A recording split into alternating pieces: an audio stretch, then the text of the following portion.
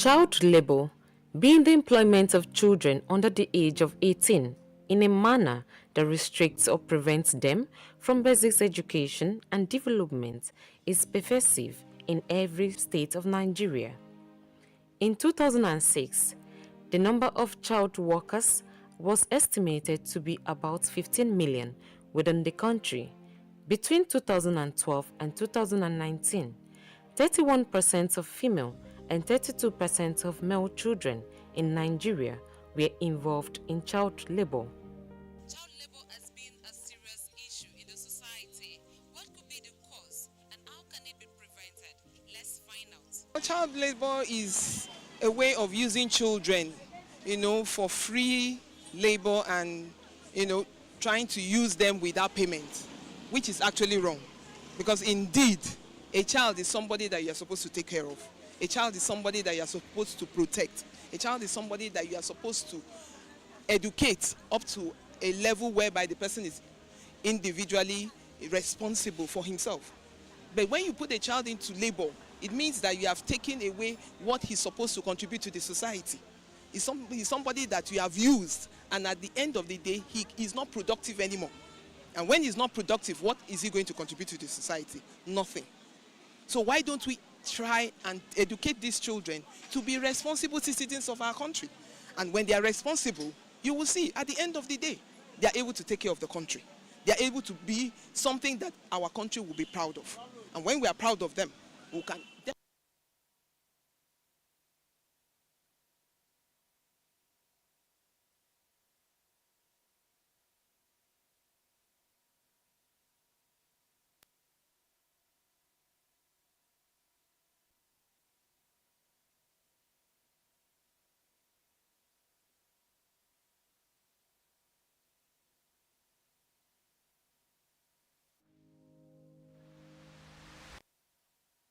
of you. So most people are very irresponsible.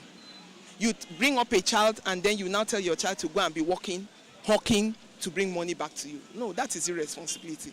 Secondly, it's, let's say illiteracy. Because when you are not a literate person, you cannot take care of your child. All you think of is the means to an end, and which is not the thing that is supposed to be. As a parent, you are supposed to take care of your child so that that child will come out better than you. Not for you to say, oh, come and take care of me in the future.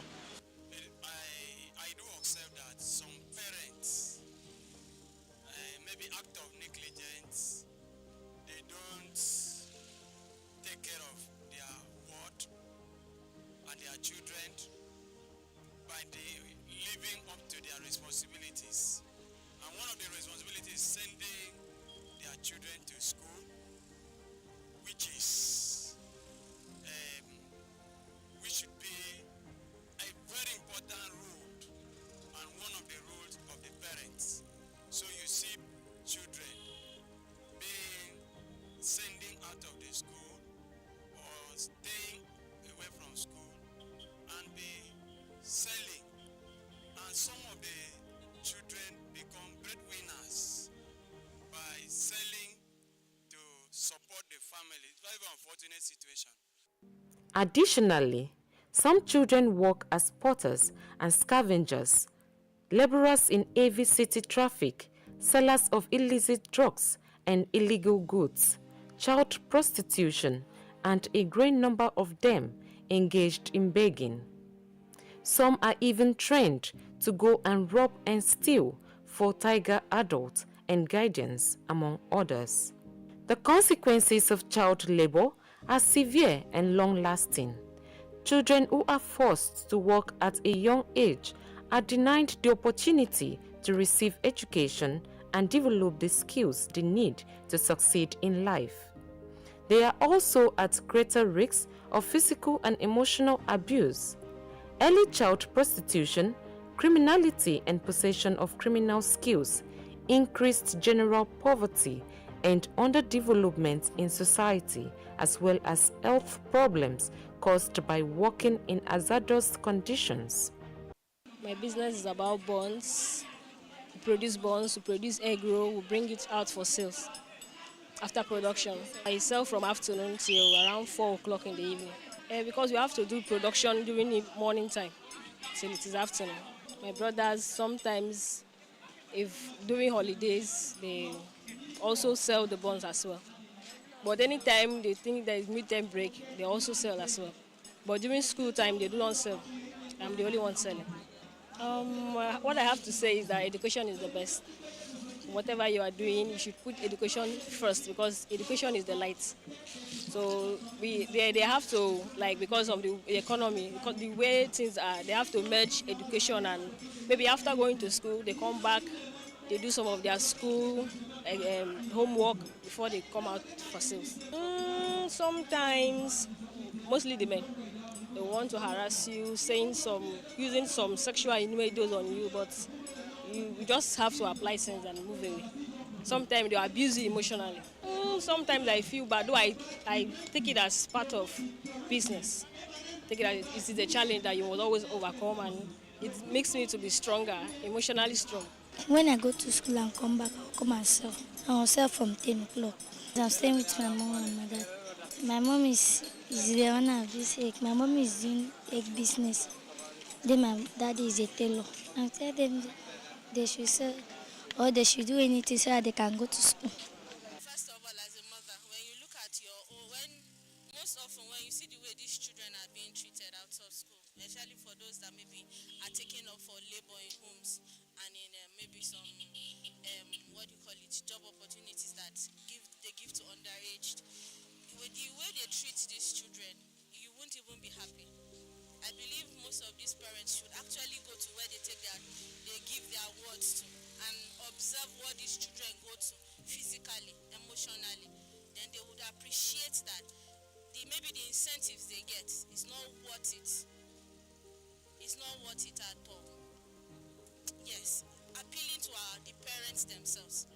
Then another thing is maybe there should be a little more of awareness in the sense that if you see your fellow, maybe you are like 3 families on your street living, and one of the other family has put in extra efforts to send their children to school.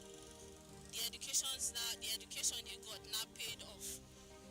It's a way of encouraging. I hope they will not see that spiting instead. If you can bring out families that have actually been able to deny themselves, let me put it that way, and put their children in school, it tends to be better. They are more enlightened.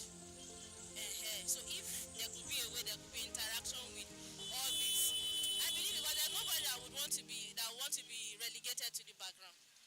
Oh, well, yes, I think it is, but I think we still need to do more. Like I said.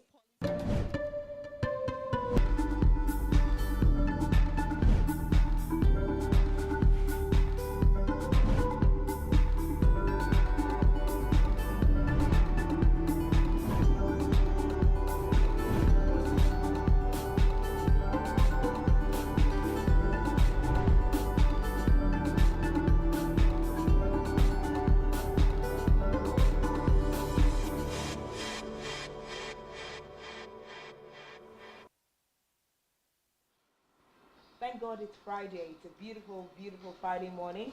And this is Rise and Shine. We're beaming live from Uyo, the capital city of Akwa Ibom State, Nigeria. My name is Uyai Anek, and it's a good day to use the risk all around us. And my name is Francis Oyimede. Glad to have you join us. It's Friday, and thank God it's Friday. Thank God finally it's here. Thank God we're about entering another weekend, counting down to that moment where we get to spend some extra time in bed, get to stretch a little bit, get to reconnect with family, friends, and loved ones. Why does that sound like visions of rapture? Yeah, it could be visions of rapture, but it's a routine for most people. Yeah. I mean, Monday through Friday, then you have a weekend. But for some of us, they can't relate. It's Sunday to Sunday, but it's a beautiful thing. I mean, you have your field, you choose your poison, and you know what's best for you, and of course, you live it. Definitely, you're the one that chose the life you're living, so but you can't help miss out on some of those regulars at times. But it's a really good day. It's been really nice doing this with you Monday through Friday for all of your feedback, all of the comments, the shares. We love you very much, and we absolutely appreciate you. Of course, this is that moment that we still encourage you to be a part of the conversation, send in your contributions. So like, share, comment across all our social media platforms, and you are already doing a very, very good job at that. But like I said earlier, we're living in a day and time where there's news of all kinds of natural disasters and all kinds of risks happening around the country. You're hearing that, an earthquake is happening there, flood is ravaging different parts of the world. And today is the International Day for Disaster Risk Reduction. Of course, very big statistics that we have all around, and very big questions, and it's more like it's alarming. I remember something that I read or listened to Dr. Gabriel, Tedros Ghebreyesus, and then he was mentioning the fact that we are not even living anymore in the day and time of climate change. We say, oh, climate change. He says no, that the world is literally boiling up because of some of the things that we have involved ourselves in, all of the gas flare, gas emission, burning of things the way they're not supposed to be burnt, and several other factors that are giving rise to the experiences that we are having. So we are leaning in closer to damaging the earth that we live in because of these practices.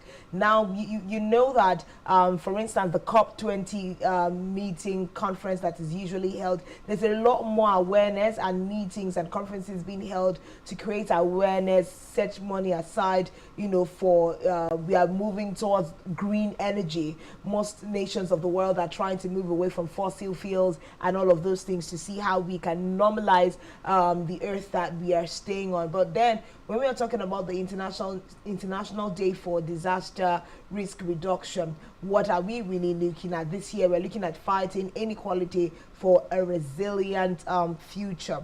Well, we also see here that by 2030, with current climate projections, the world will face some 560 disasters per year, and that's really a lump sum, big numbers. It's already alarming from here to there. Floods are ravaging different places. Earthquake in Morocco just a couple of weeks ago, and that's a big problem. And about 75% of extreme weather events are currently connected to climate change fueled by carbon emissions. This is a big problem, and I feel like we need to start going beyond just having these conversations to actually start implementing.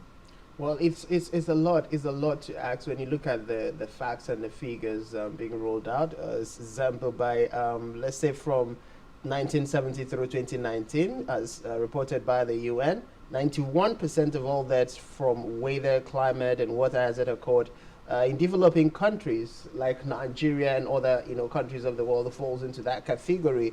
We're also looking at the disparity between people who are able and people living with disability, where we also know by statistics that in situation of natural disasters such as flood, earthquake, volcano eruptions, persons with disability were twice as likely to die. And of course, you can already tell why this is so. I mean, it's already hard enough for people who are able-bodied, who have their full body parts functioning, able to escape from situations.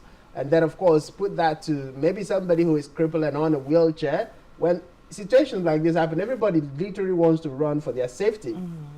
So even the caregiver to that person on a wheelchair might not know when he or she takes to flight and leaves the person behind. So it raises a lot of concern, and it's definitely a day for sober reflection into the different activities of men. You're looking at the activities of multinational companies, gas flaring. You're looking at burning of fuel. You're looking at such as the thing that we've been talking about consistently here. Nigerian armed forces destroying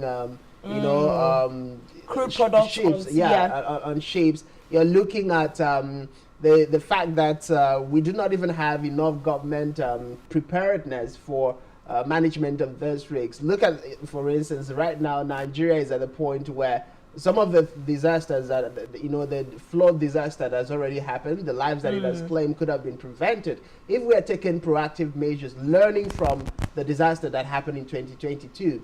But of course, this also puts a burden on individuals. It puts a burden on corporate organizations. It puts a burden on multinational agencies, donor agencies. It puts a burden on government and leaders across board to ensure that going forward we take a lot more action to be deliberate in looking at the multiple problems that bedevils the continent or the world, as the case may be. And Nigeria is blessed, most people would say. I mean, imagine if Nigeria were to be a country where we have earthquake, where we have cyclone, where we have volcano eruption, where we have landslides, all of these very horrible forms of disaster happening.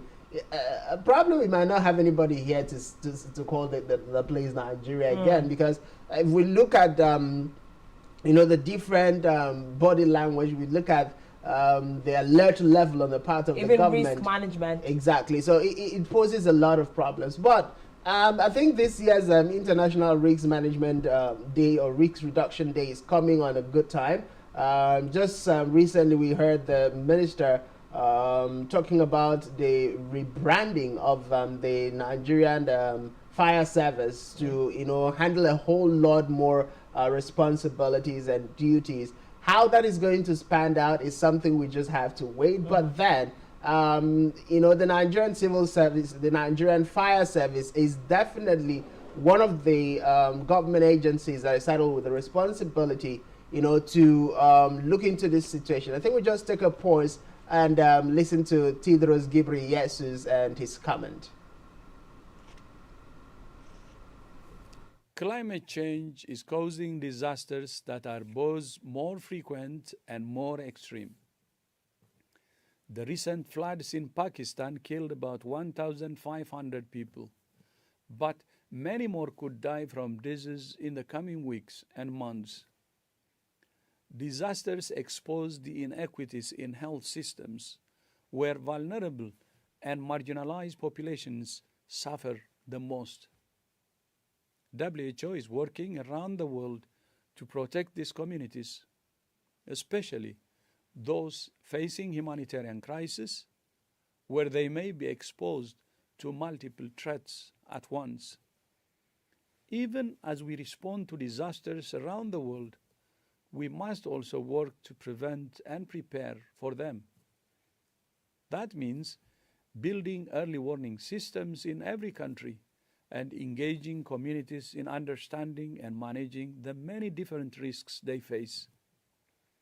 The International Day for Disaster Risk Reduction is a reminder that although we cannot prevent every disaster, there is a lot we can do to mitigate their impact and to build a safer future for all of us.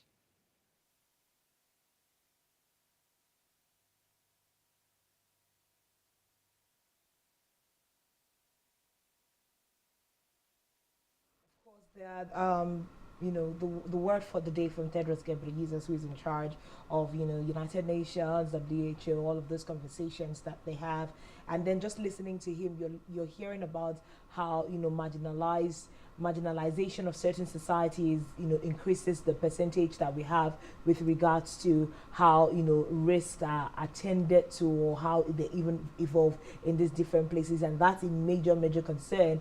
But I think something else that stands out in his speech this morning is also how ready are different nations of the world and different societies, how ready are they to assess different risks.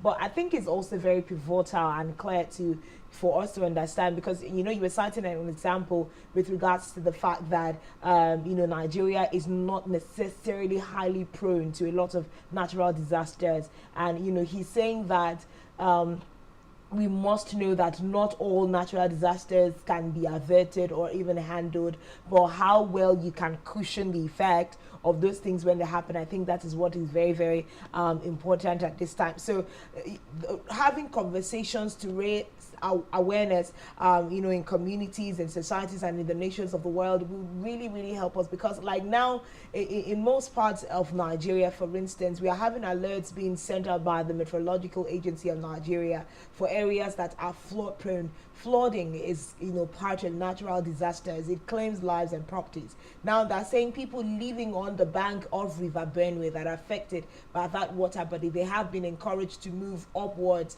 to higher lands in the meantime, whilst the waters, from the rivers are growing, coming up because of the weight of the and torrents of the rain. So these are some of the issues that we have and must be managed. If you know that you live in, a disaster-prone area, when these warnings and alerts are sent out, how responsive are people? And I also think that, responses are way beyond just the burden of the state government. When individuals get warnings about the areas that they live in, why, how cooperative are people, to move in or move out of these areas, just to make sure that we reduce the number of casualties that we have, in this kinds of situation. Well, I think it was just yesterday we heard from the Cameroonian government and the authorities that, when they were questioned and criticized for some persons being left behind in the landslide that just, that the disaster just happened. And the government came out to say that some of the people who were evacuated refused to be evacuated, refused to move to, the internally displaced person camps that have been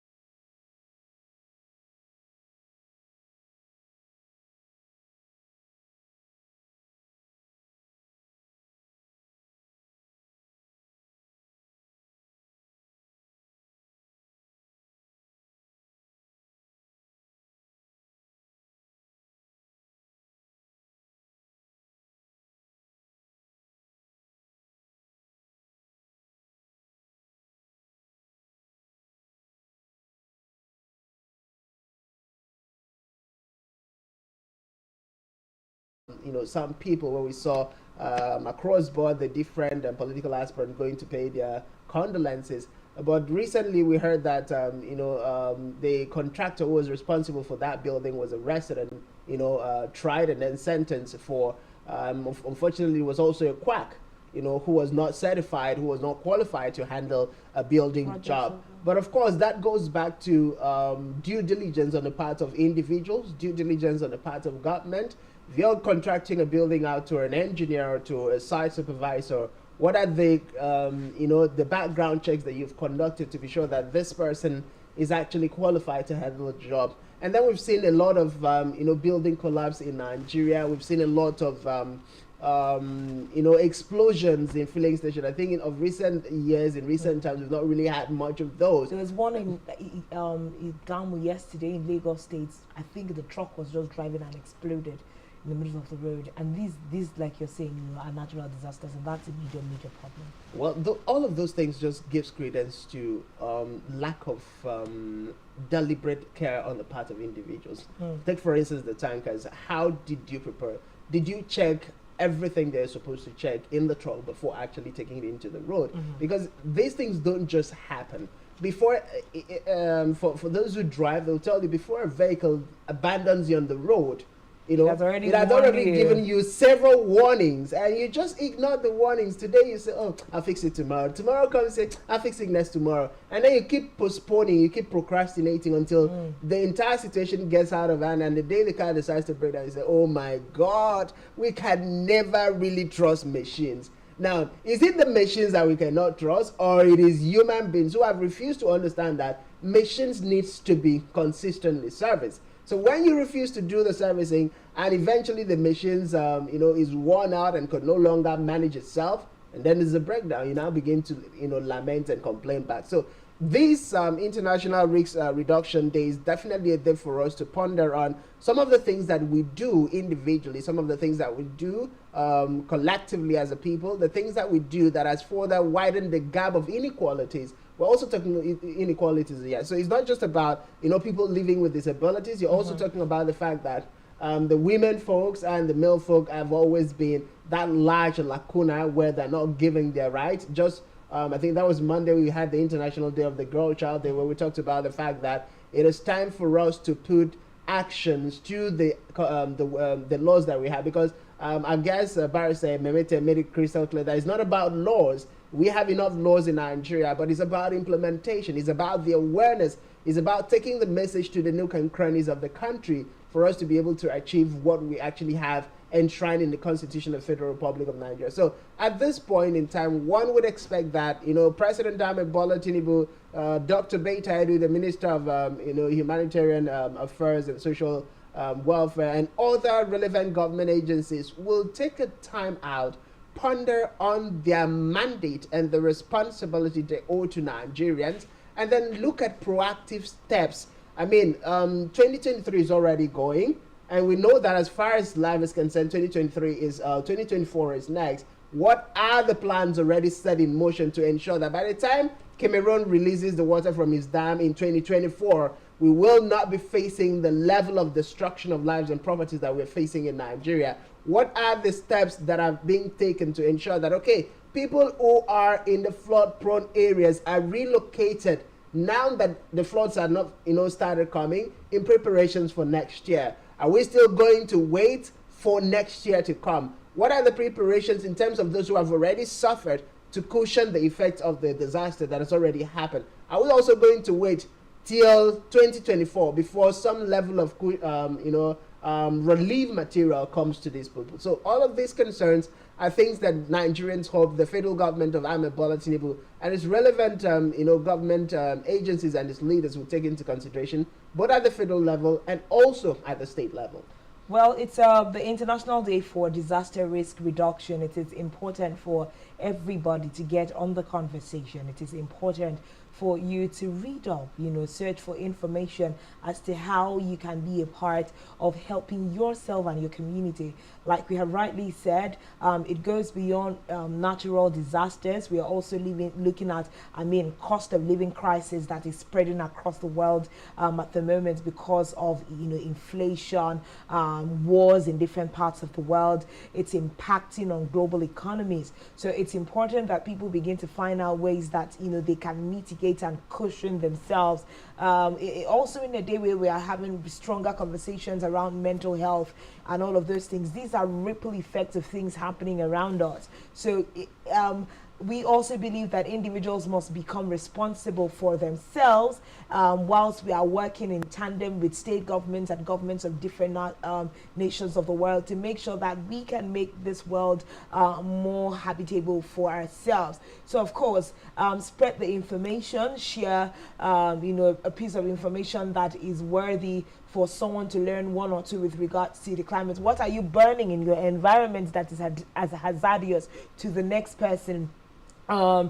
Sometimes you hear that the likes of NAFDAC are destroying pharmaceuticals, and people are going to ask, did they do it under the proper guidelines of disposing such, content and the rest? So these are things that we must look at. You don't just, bring about combustibles in your area, just burn it up. Are you part of the problem? You need to be able to read. When we are even talking about sorting out waste, there are different waste and where they should go. We should learn to sort our waste. You don't put everything together and try to destroy. We are contributing to the problem. So today is a big day, and we are, having this conversation. It's beautiful if we can get to know how you are contributing to safety in your areas, even as minimal as when state governments call out people to come up for sanitation. Those are some of the things. I think I was looking at certain areas in Lagos State that they were trying to harvest dirt out of gutters, and we've been having these conversations.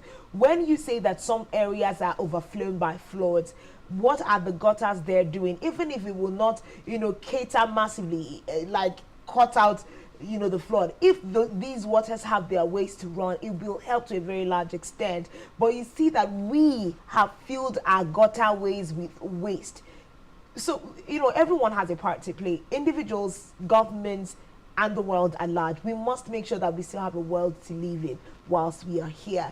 But we're going to move on from that particular story this morning. Also looking about, as things, social-oriented issues. We see that in the banking sector, complaints by customers have actually risen by 117% in 2023 alone. I do not think that Nigerians will quickly forget the cash crunch that we came in. I think banks in general experienced a soar in compliance in Nigeria during that particular season. If there is anybody that didn't lose money in their bank, during that period, we must analyze who your banking system is, because even the best and the best of the brands in this country, people lost their monies to the tune of millions. So we are seeing the fact that 117% is the rate at which customers have had to complain about their bank services in this year alone, which stands at about 6,865,217 year on year, as against June 2023, which complaints stood at about 3,156,704. But we are seeing how this, financial claims have continued to increase in 2023 alone. This is like a report from January to about June, half year measure, and in half the year alone, that's 117% increase in the amount of financial claims that people even take advantage of social media platforms. When you just see a post that is trending and you see a lot of activities there, people just get on there to call out their banks. I mean, I think one of my siblings was complaining over the weekend. You're sitting, you see your bank is taking 100 naira from your account like every day. What are you taking this 100 naira for? Multiply by the number of times you're doing it on an individual account, times other people. How much are you generating? Why are these things even happening in the first place? I think one of the biggest questions now goes, if we are on a 117 high with regards to complaints being made by customers with regards to banks, what are the banking systems doing to relieve Nigerians? Well, it's a very worrisome situation. I know that I've had my own fair share. Literally every Nigerian has had his fair share. I mean, just last weekend, I had to recharge my phone, and I recharged. The money was taken out from my account, but it was never returned up until today. I went as far as dragging my bank out on the X, page. Mm-hmm. And when I did that, there was a quick response immediately. But guess what? If I wasn't smart, I probably would get defrauded, because the quick response that came from that page was actually another scam moment. So even when you're dragging out banks, on the social media space, I think from my experience, I would say don't continue with that conversation, because it got to a point where I was asked to provide very confidential details, and I'm like, hello, okay, guys, you guys have picked the wrong person. But then the fact that we're seeing a lot of complaints coming from customers just shows that the level of professionalism within the banking sector is drastically reduced. I mean, we're still talking about this country where we were told at the emergence of the BVN that it was the smartest move by the bank to ensure that nobody can access another person's account without authentication, without validation. So Nigerians still wonder how you would sit in the comfort of your house. You've not authorized any, transaction in your account, and you just wake up, you're seeing a 500,000 deduction debit alert. You're seeing a 700,000 debit alert. I recall just a few weeks back seeing a lady who was, crying profusely on the internet how money was being taken from her account without her authorizing. She said she was looking at her phone. She was playing with her phone when the debit alert came. And then she made all the calls in the world, and nobody from the banking call could attend to her needs until, the debit alert kept coming, and then she had to crowd, on the social media seeking for help. So it's a lot. And I think one concern Nigerians have also raised, it's about time Nigerians normalize suing the banks and the institutions. Because, like you rightly mentioned, you can sit down, maybe, every day or in a week, 400 naira is taken from your account. What is that 400 naira taken for? Without any message, without any notification, without any explanation whatsoever as to why you are being debited or why that money is being deducted. The bank gives you no explanation. They give you no detail. You just wake up and see that your money is deducted. And then when you get to the bank, everybody kind of look like, oh, it's just 100 naira. But then 100 naira multiplied by 200 million Nigerians, let's say for a day, how much is that going to amount to? So it definitely goes back to show, for every unremitted account, for every failed transaction that the banks refuses to refund, definitely there's some criminal element somewhere benefiting from it. So it's about time for us as Nigerians to understand that it is not just enough to complain within the banking halls.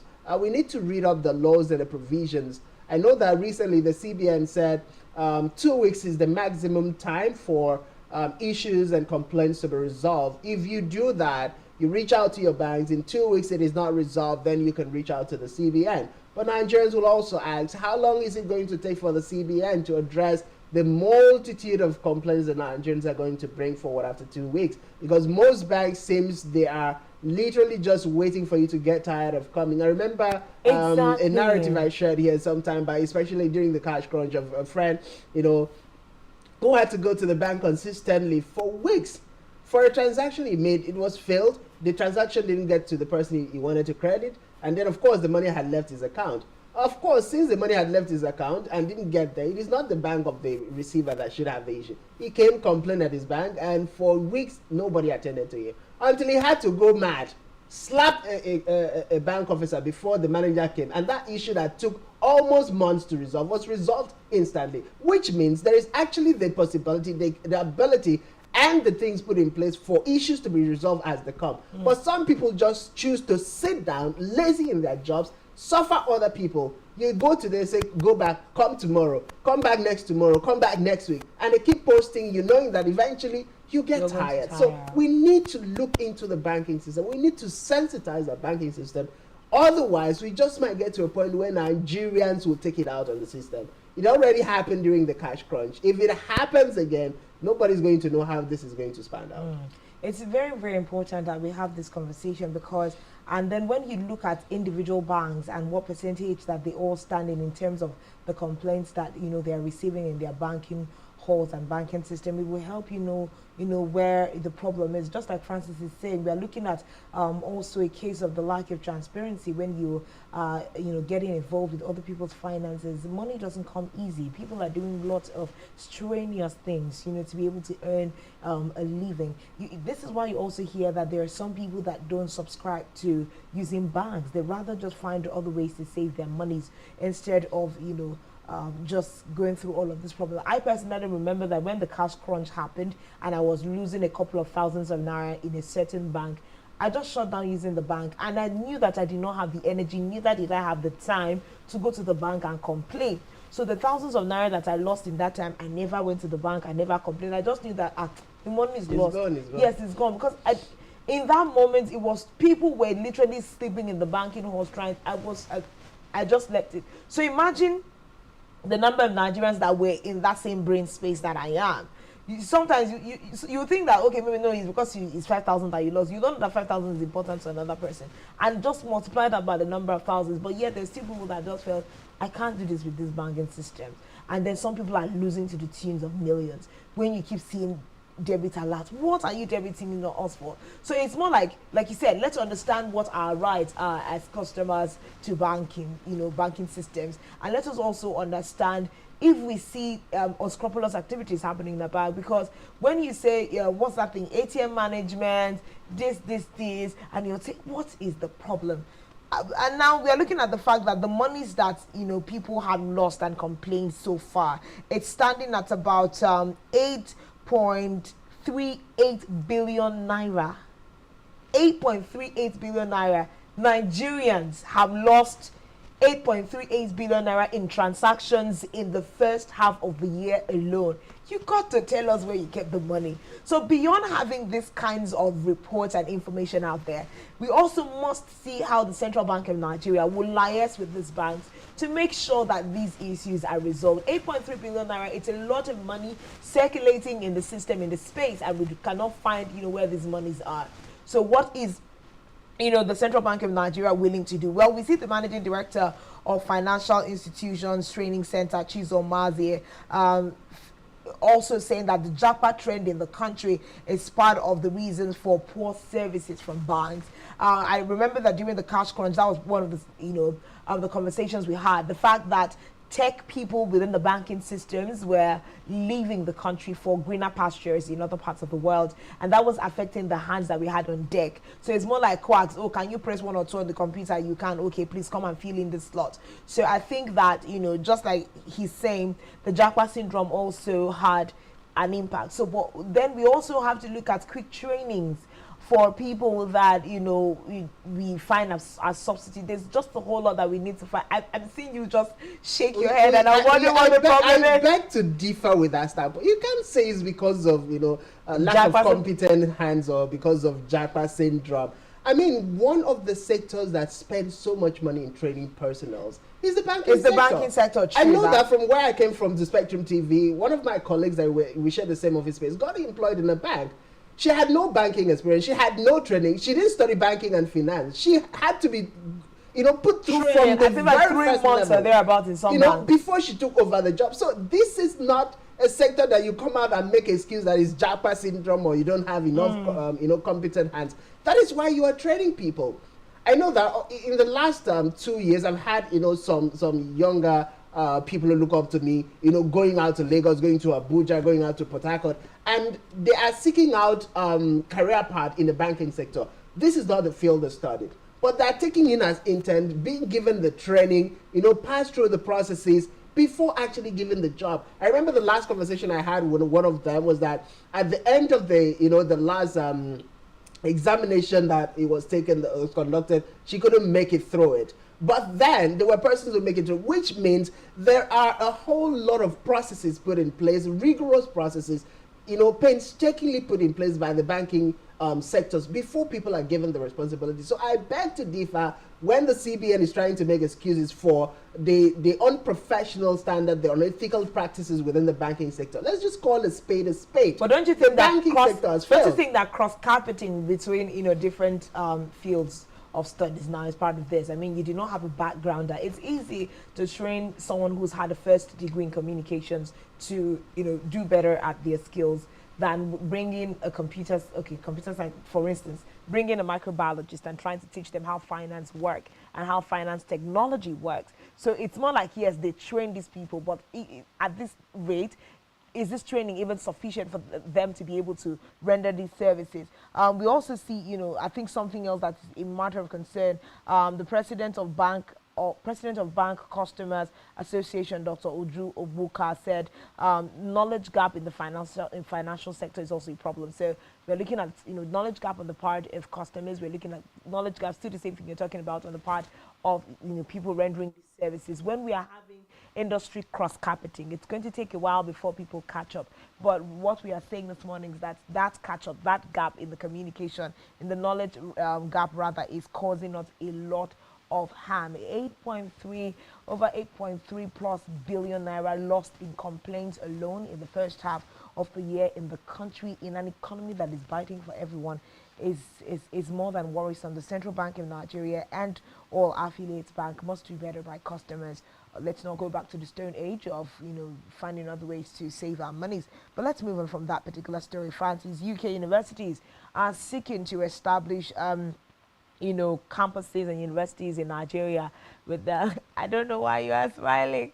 Your reaction to some of the stories this morning is alarming. Well, of course, United Kingdom universities want to align with the NUC in Nigeria to open up campuses and universities in the country to move our education system forward or render us education service. I think you have a lot to say about this. I'll let you go. It's good news. It's Okay. it's refreshingly beautiful to hear this coming from, the foreign universities. Now, one thing is beautiful about this. Why am I smiling about this particular story? For the longest time, we've had educational tourism in Nigeria. Nigerians are spending millions of dollars on a year-in, year basis to, send the children outside the shores of the country for education. And where are these countries? You're talking about UK, you're talking about Canada, you're talking about US, you're talking about India, you're talking about Ukraine before the war. You're talking about other countries of the world where quality of education has been put at the highest cadre, and students are not exposed to reading from notes of lessons that were used to teach people from decades ago that are being still used today. So having the UK coming down to Nigeria to establish its university is definitely a way of telling me that, yes, the average Nigerian child who cannot afford in millions to travel outside the shores of Nigeria to UK Can have a good foreign have education quality, in the country. Yeah, foreign quality education. But will the federal government grant that decision? I hope they do, and I hope they expedite action to grant that, permission to the UK universities, because then it would level the playing ground for both people from the highest cadre of society, the elite of the elite, as described by President Ahmed Bola Tinubu, to also have access to this qualitative education. So yes,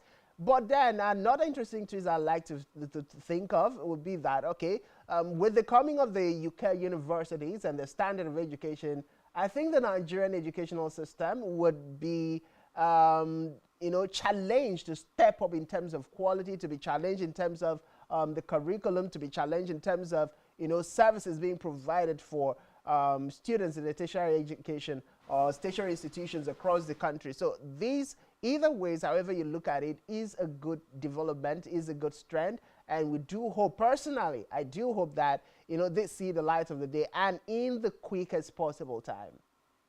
Well, this is great news for the country, like you've said, being able to have international education within the country. But then we must also look at how is this going to impact the educational sector in Nigeria. And first of all, what the UK education sector is saying there is that they are going to work within the confines and the guidelines of the NUC in Nigeria. So we're looking at curriculum, we're looking at different education calendar and all of those things. So there's going to be a need for an agreement. But I'm thinking about this in terms of competition for the Nigerian education system. When we have the United Kingdom bringing in education into the soil of Nigeria, how is this going to help us in Nigeria to be able to up our education service to Nigerians? Because like you see in Nigeria, for instance, a lot more people who can afford it to a very large extent are leaning into private university education for their children, because it seems like a preferable outline of having a system that works. That if a child goes to school, in a private university, 4 years, it's going to be 4 years and all the likes. Now, when you have the United Kingdom and other international, countries, communities, you're going to realize that once the UK is able to establish this, you're going to begin to see other countries of the world also attempt to do this. But, the question is, when they come, how is this going to impact on education in Nigeria? What can we do better to make sure that we don't experience that massive exodus, from our schools, to people saying, okay, like Francis rightly said, we may not be able to afford all of the monies that, in terms of tuition, travels, and all of that, but we can pay the fees. I mean, I live in the FCT, I have a house. All I just need to do is look for my tuition fee. Then people are going to be able to afford that some more. We need to see how this will, affect how our education is interpreted. Can we look for a way that our curriculums are, interrelated? And then we hope that they do not come and suffer bottlenecks from the NUC also in trying to, adjudicate what they bring. Just as the private schools have some leverage, we know that this will be good. But this is great news for the education sector in Nigeria. These are the kinds of alliances that we should absolutely be celebrating. Well, definitely it's great news, and like I said earlier, I do hope that Nigerians can take on all of these issues. But of course, looking at down, I think the last story we'll just take this morning will come from the fact that the CBN, as far as the forex crisis is concerned, have decided to, raise dollar supply, leave ban on cement and 42 other items as a way of further reducing, the pressure on the dollar and then making it a lot more accessible and available to Nigerians, which of course is a step that most people would welcome at this point in time. We see that the Central Bank of Nigeria said it is raising dollar supply in the foreign exchange market, also lifting ban on 43 items that were previously not qualified for forex at the official market. The decision came after the naira tumbled to 1,050 naira per dollar at the parallel market. That was yesterday, following pressure from international organizations and experts. Of course, Nigerians are said to have imported not less than 9 items worth 18.12 trillion naira from the forex ban list of the CBN between 2016 and 2022. Analysts from Nigerian Foreign Trade Report of the National Bureau of Statistics from 2016 to 2022 said items such as crude, palm oil, vegetable products, animal products, meat, vegetable fats and oil, steel product, rubber, plastic, clothes, textiles, and others were imported into the country. Of course, this move by the CBN is said to be easing or will be able to ease the burden and further, release the naira dollar disparity. But how soon this is going to happen, that's what the CBN hasn't said. And that's what economists and financial experts are still a little bit at, variance. 43 products. It's a lot of products that were banned, and I'm very sure mostly under the administration of the then former president Muhammadu Buhari. He had tried to make sure that we were using lots of Nigerian-made products, but 43 and the impact that it has on the economy. Now we're seeing that the Central Bank of Nigeria is saying that they're going to continue to promote orderliness and professional conduct by all participants in the Nigerian foreign exchange market to ensure market forces determine exchange rates on a willing buyer, willing seller principle. Now, we're also seeing that prevailing foreign exchange rates, the CBN is asking that Nigerians should reference these, rates from platforms such as the CBN website, FMDQ, and other recognized or appointed trading systems to promote price discovery, transparency, and credibility in the FX rate. So these are, strong financial conversations and awareness that people need to come into. Where are you checking for your numbers? But I mean, as of yesterday, 1,050, that's a lot of problem, because like we've said already, we are trading too grossly on the dollar in Nigeria. It's not like, someone was asking the other day, is the dollar now an equivalent currency in Nigeria? Why are we buying a lot and trading a lot in the dollar? Yes, people are importing and all of that. And once you see that the dollar is, selling at a particular rate, the cat and mouse race is too much. It's bringing a burden. People are not, I think, just, on a low-key level, people are saying cars that you were able to buy, second-hand cars you were able to buy at a particular rate. You can't even try it this time, because, I mean, how much are they spending to import into the country? So we see that this ban has been lifted on textiles, woven fabrics, clothes, plastic and rubber products, different things, cellophane wrappers and bags, just different things. And I know that some people that are involved in businesses have also been used to complain about the fact that they could no longer use their Nigerian cards to be able to transact. So there's a lot of rejigging that the Central Bank of Nigeria needs to do for us in this country for us to be able to go forward. But that's it this morning on all of our major stories, coming to you on the platform of Rise and Shine. We're going to take a quick break and join Mary Joseph on the news brief desk. When we return, there's a lot more conversations that will be going on Rise and Shine, so do stay with us.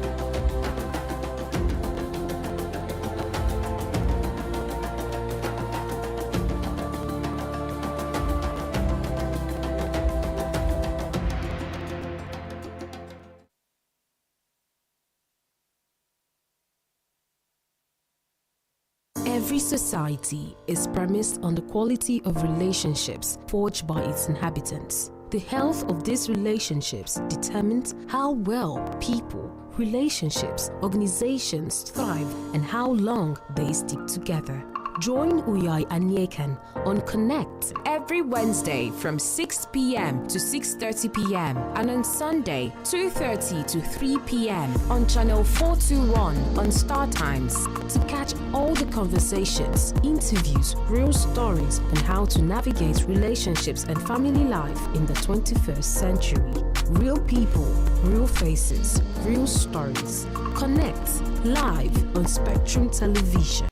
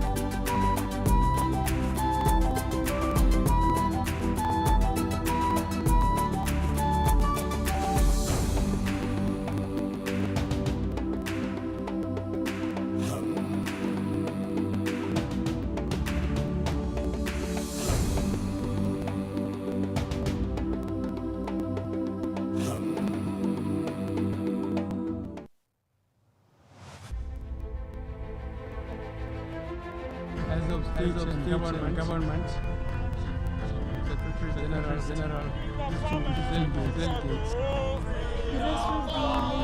Voting for SpectrumTv to recover from the lapses in counting. As of State and Government, Secretary General, delegates. Voting for SpectrumTv to recover from the lapses in counting.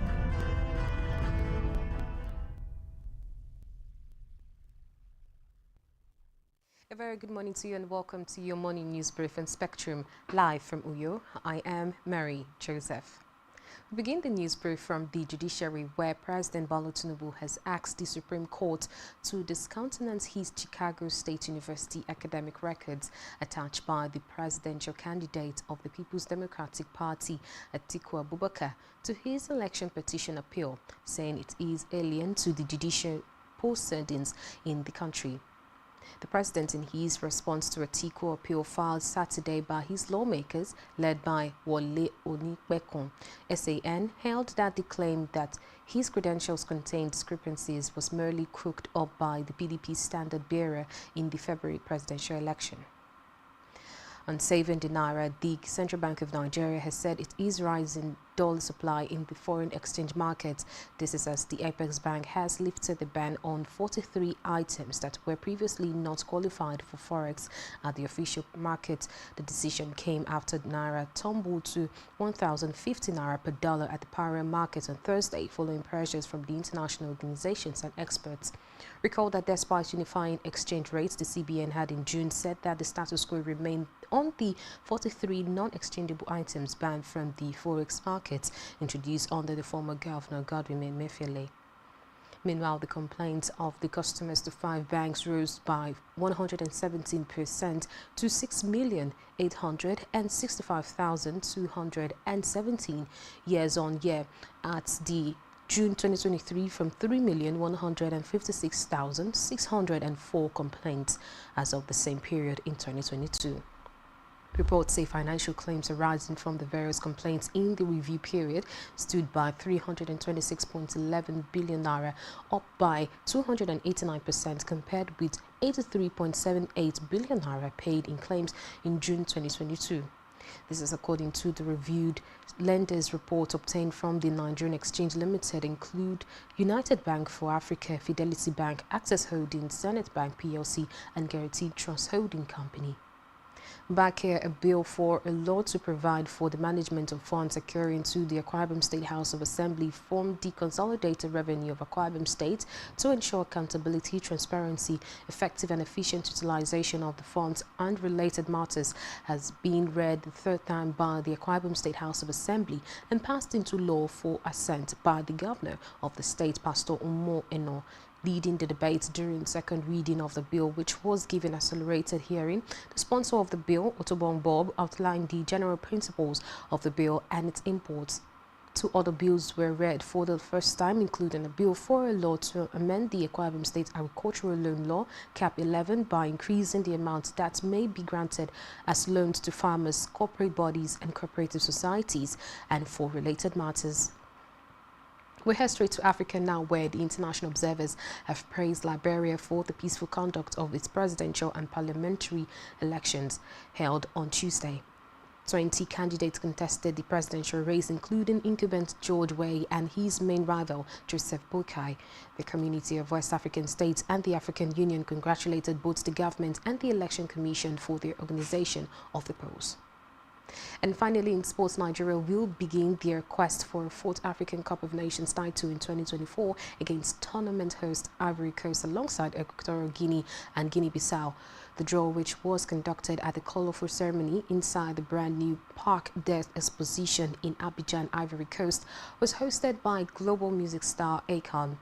Reports say a heavyweight quartet of Africa's biggest current and former football superstars Didier Drogba, Mikel Obi, Sadio Mane and Achraf Hakimi supported the Confederation of African Football as draw assistants during the pairing. The Super Eagles were seeded in Pot 2 following their drop in the FIFA's ranking released in September. We'll have details of this and many more in our news at 12. I am Mary Joseph. Let's head back to Rise and Shine, where we have Francis and Uyai on standby. Do have a lovely weekend.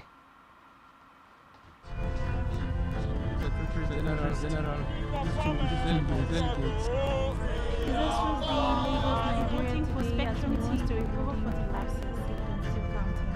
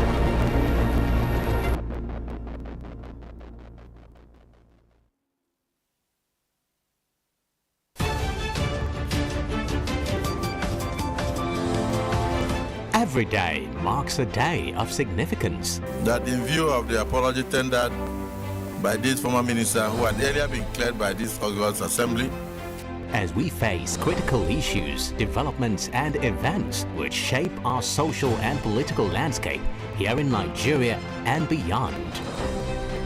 Political Spectrum is a program specially designed to help make sense of all the moving parts of developments and occurrences in our nation's polity and political economy. There is nothing wrong with Nigeria, but there's everything wrong. The educational history of public figures holds significance beyond mere biographical details. From executive, legislative and judicial developments at national and subnational levels to international diplomacy and relations. Join us for exclusive interviews with key political figures, expert opinions, analysts, thought-provoking conversations for and against, shedding light on the major issues that matter. We will always keep you updated on the most factual, smartest and unbiased reportage. Stay tuned to Political Spectrum. Political Spectrum. All sides matter at the round table. Political Spectrum. Exclusive to Spectrum Television.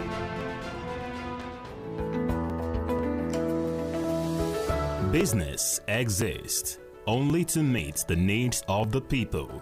But there's an extra advantage if your product and services are pitched on a platform that gives you the added advantage over your competitors. For your desired return on investment and so much more, advertise on Spectrum Television, on StarTime's DTH Channel 421 and on free-to-air with a frequency of 12733. Spectrum Television, broadening your horizon.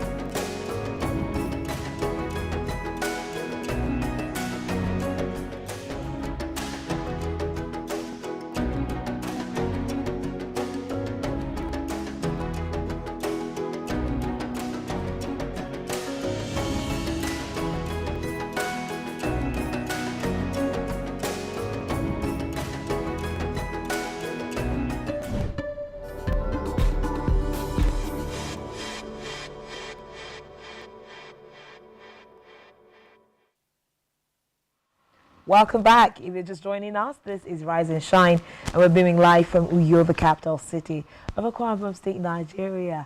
On Rise and Shine, we bring you topical discussions on things happening in the country, especially the human angle of things with regards to some of the policies and conversations making the rounds in Nigeria. That is why we are Spectrum Television, and that is why we are Rise and Shine. This morning, we've already had some conversation. Do remember that today we are marking the International Day for Disaster Risk Reduction for 2023. What does this mean? What is the role of an individual, and what is the role of our governments around the world to make sure that we reduce the risk at which we are living in which, I beg your pardon, we are living in this world? We also looked at the fact that banks have been said to have recorded a 117% increase with regards to customer complaints in the first half of 2023 alone, and the amount of monies involved in this complaint stands at over 8 billion naira. The big question is, what is the Central Bank of Nigeria doing to mitigate this and bring back solution to that particular sector? We also see the fact that the United Kingdom is seeking an opportunity to open up universities here in Nigeria, seeking approval by the NUC. Let's see how that is going to impact on the education system in Nigeria. Some of the conversations we've also had at Rise and Shine this morning is the fact that the Central Bank of Nigeria has raised the ban on 43 items in Nigeria, forex ban on 43 items in Nigeria. Well, we're going to see the fact that people will now be able to import these things again into the country. But what does this mean? What kind of impact is this going to have on the cat and mouse race that the dollar and the naira are playing? These and more are some of the conversations we've had so far. Rise and Shine. To catch up on the detail, head to our YouTube channel and all other social media platforms. Stream live real time on our website, spectrumtv.ng. And let's get your responses and contribution to these issues. At this point, we're going to head straight on to Daily Spotlight, where we bring you information from the front pages of our national dailies. To stay with us.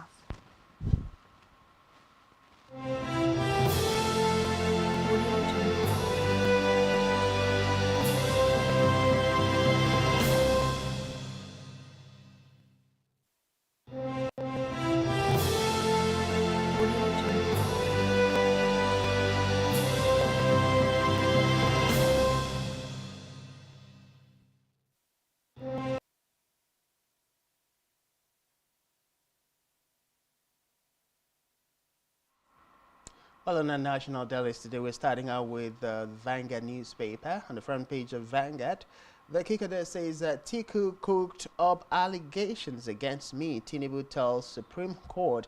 That story is on page 5 on the front page of the Vanguard newspaper.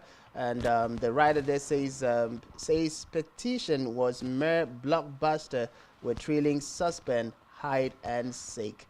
That story is on page 5. CBN at World Bank announces $1 trillion GDP target. That's on page 4 of the Vanguard newspaper. CBN removes forex ban on 43 items. That's on page 21.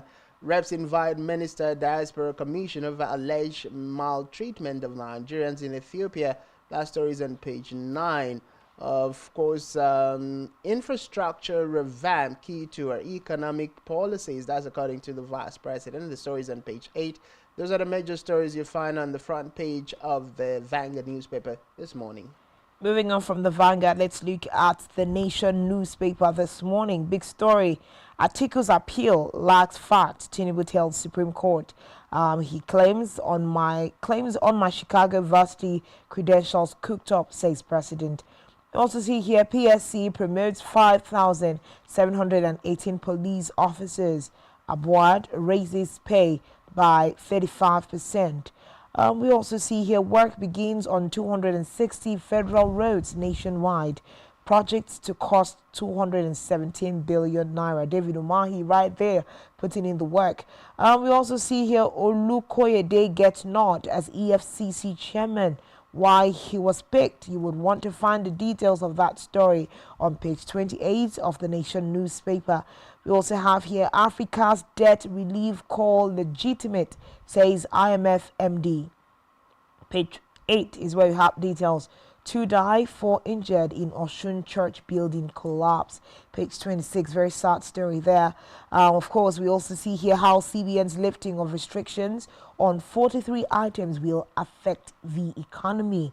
Apex Bank ends direct funding of development projects.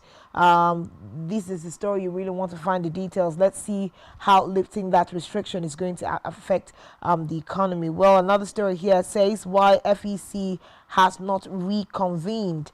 Big story. Last story here on the front page of the Nation. Kwara Poly disowns suspected killers of Hotelia. Page 25, and that's all we have on the front page of the Nation.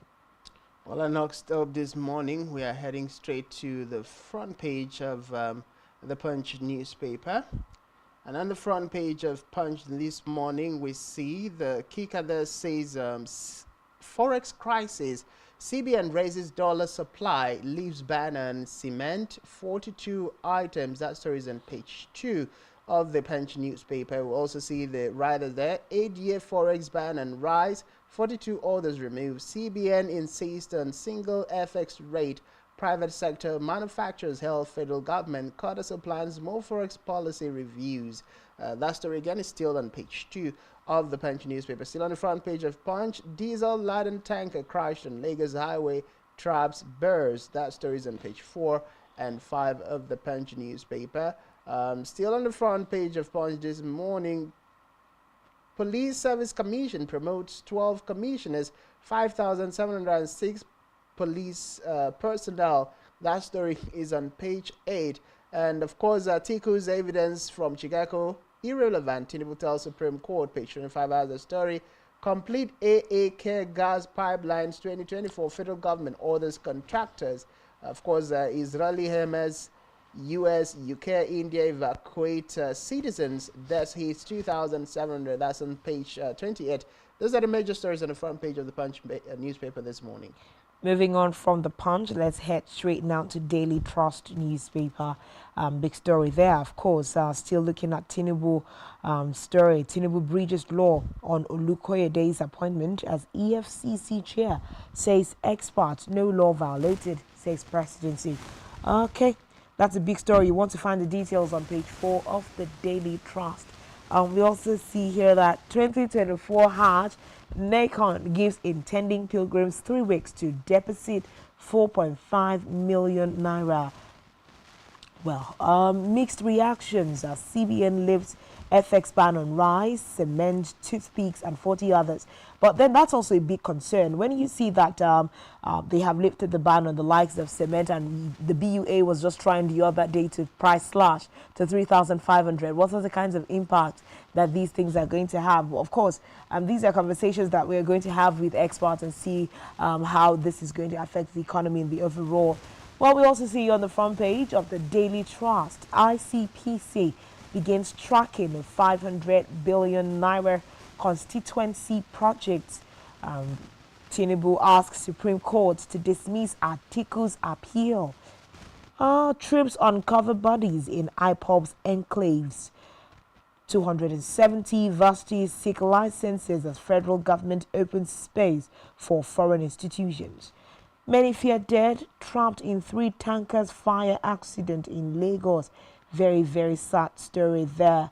Well, there's one here that says must read book on the revolution in Nigeria's pension industry. I think it's important for everyone who's in the working bracket to read what the pension revolution in Nigeria is. And that's all we have on the front page of the Daily Trust.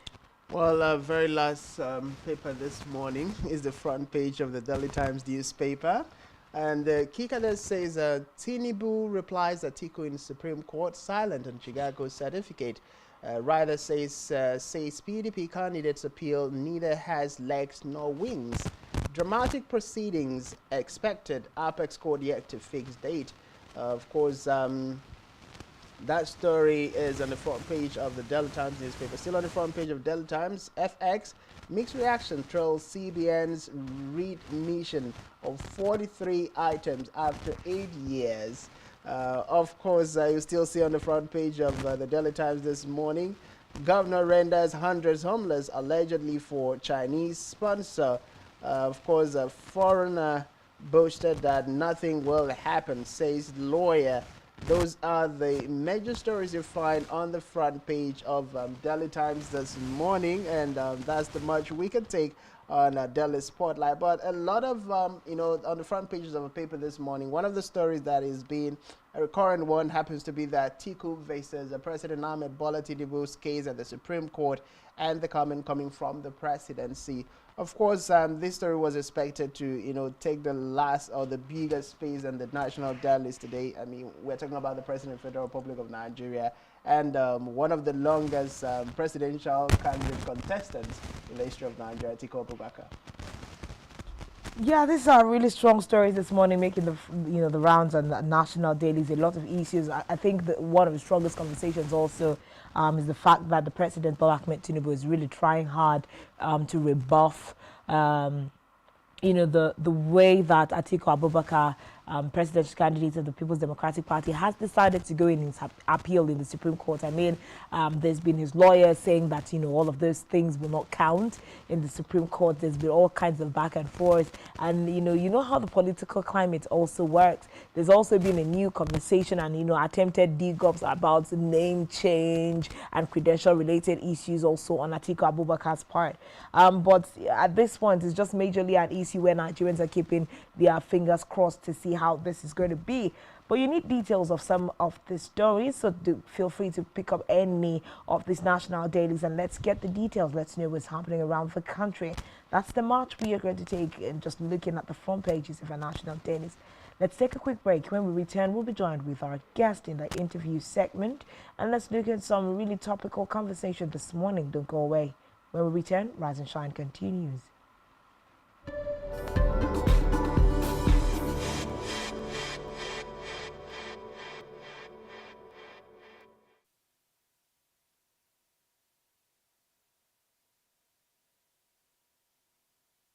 Nigerian police, which is the only one allowed by grossly abused. Our governors have to share police powers with the president as stipulated by the Constitution. We do not have a federal government police force. We have the Nigeria Police Force, which shall be administered, organized, and supervised by the Nigerian police. No, my lord, I want to say something. I want to say something here. Perhaps it might also enlarge the scope of people who should be invited here for examination. My lord, if we cannot find those who literally murdered Abiola, who are those people who could be said to be the beneficiaries of the death of Abiola? Rogers has linked you with some of the killings he did. He never did. He linked you with the attempted murder of Hebrew. He did not. My lord, the matters council is leading the evidence in our matters. Is this an adversary proceeding? It's not, my lord, but we can't be talking about cases which are in court, my lord. Is this an adversary proceeding? It's not, my lord. These cases are in court, my lord. I'm just reminding your lordship. My lord, sorry, my lord, I think I'll be in cross-examination. Legally Speaking, a program that deals with legal issues and questions we face as citizens of this amazing country, Nigeria. Legally Speaking. Join us every Friday from 5 p.m. to 6 p.m. for Legally Speaking.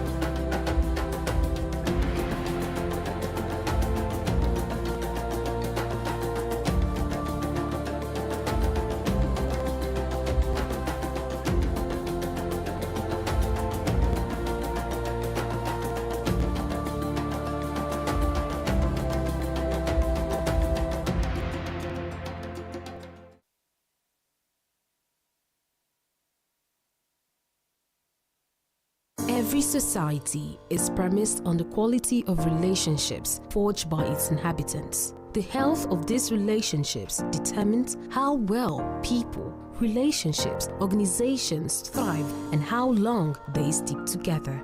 Join Uyai Anyekan on Connect every Wednesday from 6 p.m. to 6:30 p.m. and on Sunday 2:30 to 3 p.m. on channel 421 on Star Times to catch all the conversations, interviews, real stories on how to navigate relationships and family life in the 21st century. Real people, real faces, real stories. Connect live on Spectrum Television.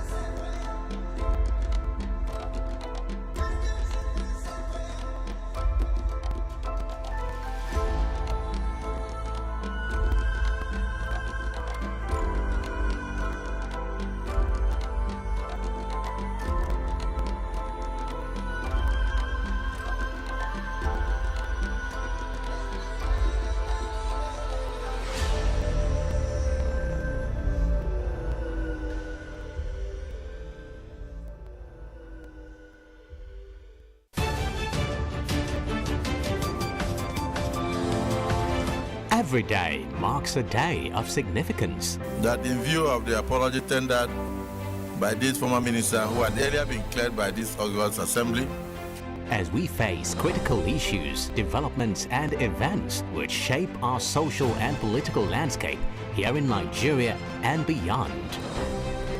Political Spectrum is a program specially designed to help make sense of all the moving parts of developments and occurrences in our nation's polity and political economy. There is nothing wrong with Nigeria, but there's everything wrong. The educational history of public figures holds significance beyond mere biographical details. From executive, legislative and judicial developments at national and subnational levels to international diplomacy and relations. Join us for exclusive interviews with key political figures, expert opinions, analysts, thought-provoking conversations for and against, shedding light on the major issues that matter. We will always keep you updated on the most factual, smartest and unbiased reportage. Stay tuned to Political Spectrum. Political Spectrum. All sides matter at the round table. Political Spectrum. Exclusive to Spectrum Television.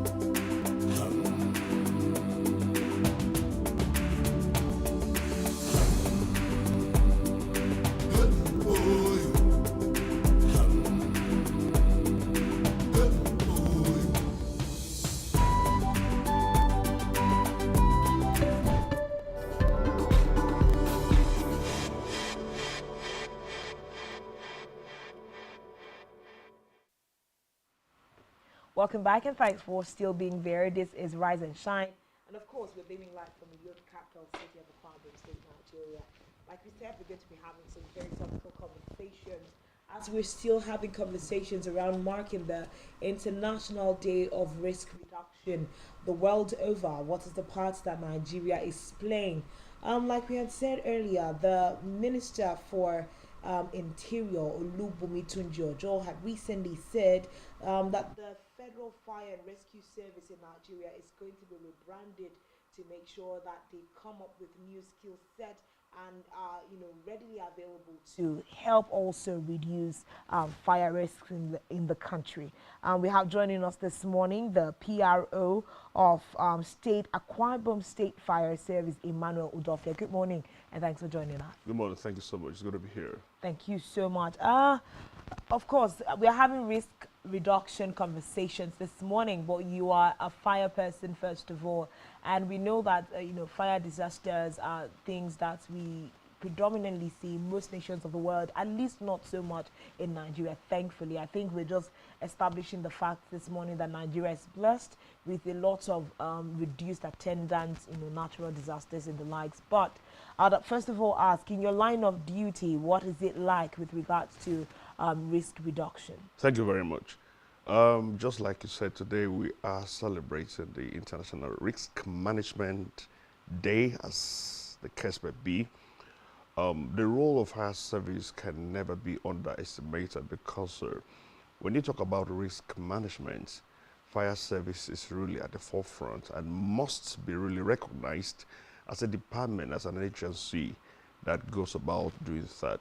Now, basically, when we talk about risk management or fire per se, what an average person knows is that fire service is just to go and fight fire if there's fire outbreak. But our job is beyond that. Yeah, we really go a lot to seeing how to salvage the humanity in terms of, for instance, if there's flood in a certain area, fire service also has a duty of helping to reduce, or perhaps if they have a frugal pumping system, they used to do that. But generally speaking, you will not talk about risk management if you do not incorporate fire service. So we manage in terms of fire, we manage in terms of flood control, disaster control. In fact, even when an individual falls into a pit toilet, fire service still do that. Perhaps you might be shocked to hear that, right? Even in this state, there had been occasions where such incidents had occurred predominantly, though almost the past decade, it hasn't happened. But before then, or before now, it was always. And fire service would be called, and they will get to the pit toilet, so to speak, and then they have skills on the ropes and lines, we call it. And then when someone is done with that, you go and then rescue the person. So risk management can never come to be without fire service. So we do a whole lot. Yeah. Okay, very strong conversation this morning. I like the education part. At least we get to know that fire service, especially if the younger ones are watching this morning also, they do not only rescue us from fire incidents. We see the fact that Olubunmi Tunji-Ojo, the person who is in charge of the Ministry of Interior, has come about with a lot of air and a lot of new engineering activities around the system, and he has said that he intends to rebrand the fire service in Nigeria. We know that in most parts of the country, literally the fire service is moribund. It doesn't work in some parts of the country, but so far so good. I know that in the last couple of years also we have seen a lot of improvements with regards to that. For instance, I'm going to ask you, in Akwa Ibom State, being the PRO of the service, how would you say that you have progressed over the years with regards to being ready? We know that, and something else is that sometimes we experience lethargy. We say, oh, the accidents do not happen so often around our client, but how ready is the fire service if they were to be called upon now? Thank you very much. I think, first off, I'll start with the statement made by the Honorable Minister for Interior, how he wishes to rebrand fire service. My heart's cry to this extent that I wish that rebranding will cut across all the states. 1, 2, I also wish that all the state fire service in respective state in the nation could be incorporated into the federal fire service. Why I'm saying this is because on the long run, he said what he wanted to do. But unfortunately, everything would centers within the Federal Fire Service. The rebranding centers within the Federal Fire Service. Now you're talking about state. How are we faring? In terms of readiness of fire personnel in the state, in this case Akwa Ibom, we are always ready because we have trained fire personnel. These are men who would give up everything in order to make sure they save lives and property. But in terms of equipment to work with, I would say that what we have is not sophisticated. You know, fire has classes. Fire don't just happen and then all you know there is that's available is water. You carry water and pour on fire that's, you know, that's already been going, so to speak, in a very rapid manner. And you do not even know, is this class A, class B, or class C? What should I use? So if you keep using water, for instance, in the class that involves B, automatically you are just wasting the time. So that is to say that we have ready men who are on the ground to do the job, but we do not have sophisticated equipment to do the job. So if the Federal Minister for Interior has come up with this innovation that he wants to metamorphose or change the dynamics of fire service in the country, I wish also that the state government, talking about myself down in Akwa Ibom, that my state governor would also say, hey, come on, fire service, I want people to be at that level, international class. If he wishes to do that, we always have men who are ready to do the job. What are some of the challenges that you say, you know, the corporation is facing right now that really needs to be, you know, attended to? Like you rightly said, some of these innovations are centered in the likes of Abuja, Lagos, you know, maybe Port Harcourt. When it comes to other states of the Federation, what are the challenges that you believe that the fire service is really encumbered with? All right, so I only speak for my state. I only speak for the system I'm working with. Mm-hmm. The challenges are enormous. Yeah, one of the challenges, predominant one, is that the manpower. You know, every fire service recruits in bulk. It's not just a system that you recruit one or two persons. You know, fire service. You know, when I was recruited into the system, we were about 100. In the process, few had left the system for another work. In the process, some has died. Now, assuming we were to retire next year, for instance, and then out of that 100, maybe 20 are normal. So 80 are still in the system. That means 80 will leave the system just in one day, just within a month, or perhaps within a year.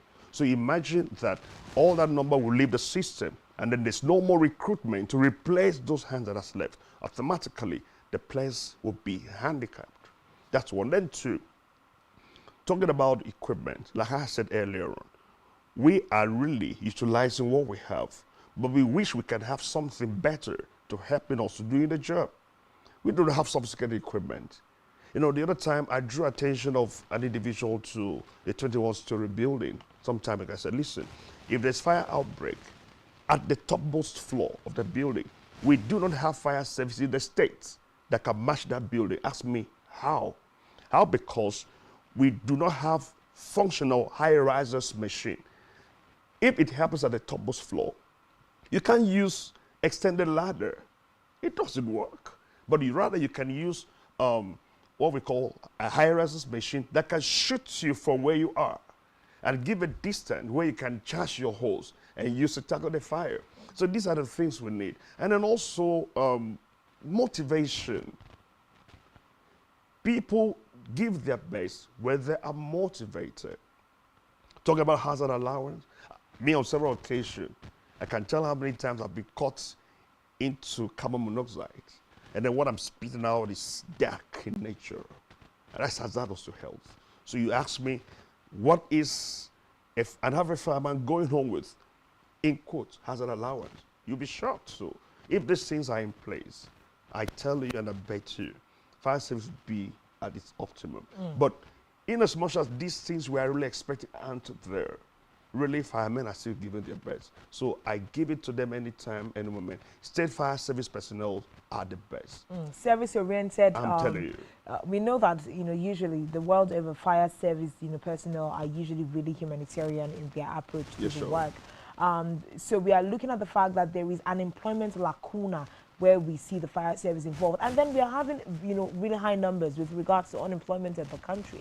So why do you think that the fire service in itself is not opening up to, employ people into the service? We know that with regards to the rebranding that Tunde Oja said, one of the areas he intends to cover is employment, under that. And I think the fire service also is to be rebranded even in terms of names. But what would you say is part of the reasons why people have not been employed at the rates you would, think that, the fire service needs hands?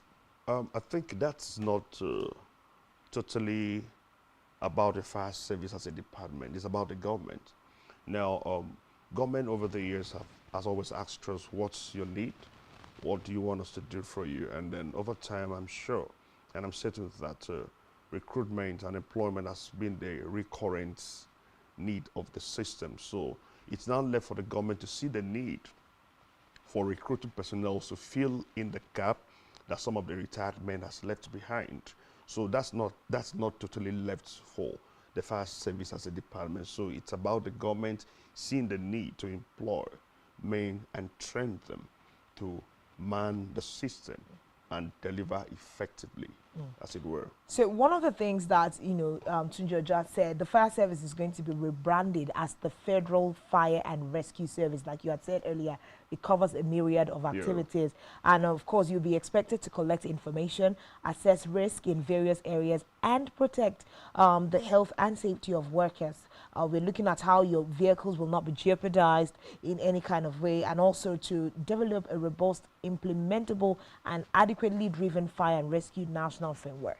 That brings me finally to talking about training for fire servicemen, because we know that some of the conversations we're having this morning, you bring people to get the work done, but they really do not know how to get the work done. I don't think that there is any university that teaches us, fire rescue. Yes, people just come into. So what is training like? If we are saying today is the International Day for Disaster Risk Reduction, let us look at the factor of training. Thank you. I want to give it to the fire service as a department. We do not just bring in people and then allow them or give them room, give them hoses or branches to do the job. We train them.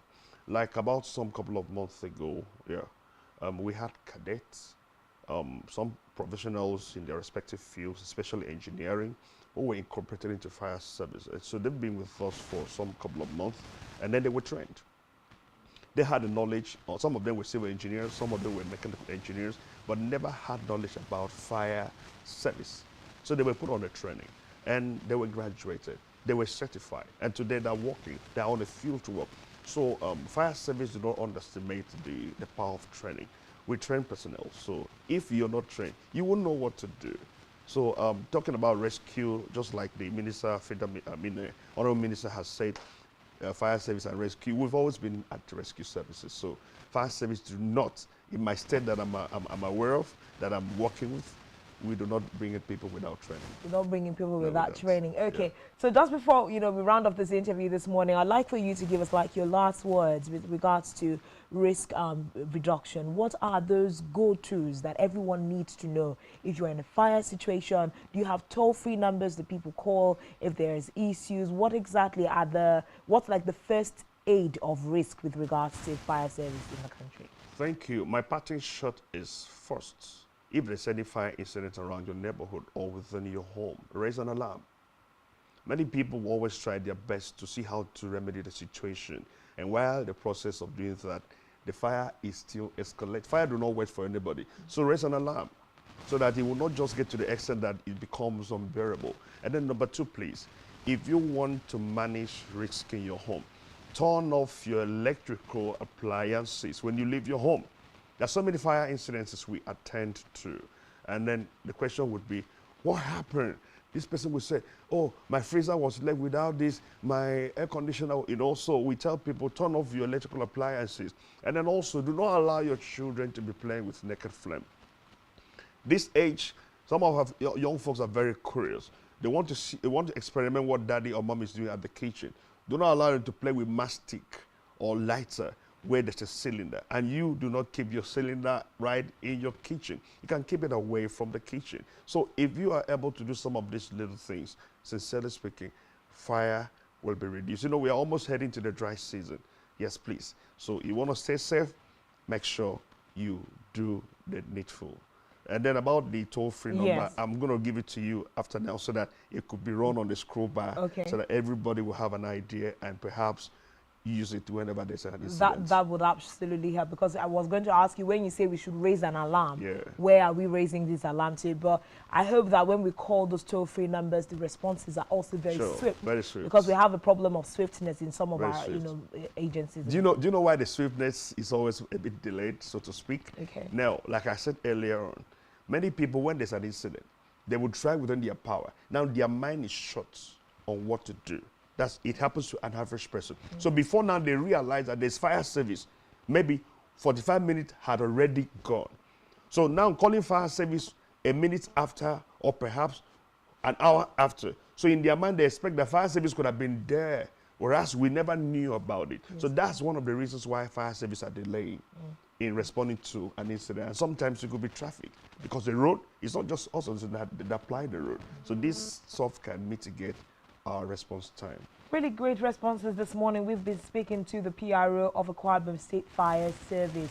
Of course, several conversations of how that system is going to be upgraded by the Minister of Interior. We hope to have a more robust system. But good talk here this morning. Several awareness on how you can manage yourself in the face of a risk. Thank you very much, Emmanuel Udofia, for coming on the show this morning. And we wish you and every personnel of the Nigerian Fire Service and every other agency in the country a very great day of the International Risk Reduction. Thank you so much. Of course, we do hope that your lives are preserved in the course of this very hazardous work. That's our prayers. Thank you so much for being a part of Rise and Shine this morning. It's been such a great time having this conversation with you.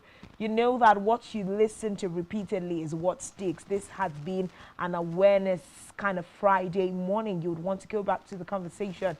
To do that by subscribing and following us across all our social media platforms. Get on YouTube. You would still always have this interview to refer people to. Like he said, we'll have the toll-free numbers running on our scroll bar. So please do take advantage of it.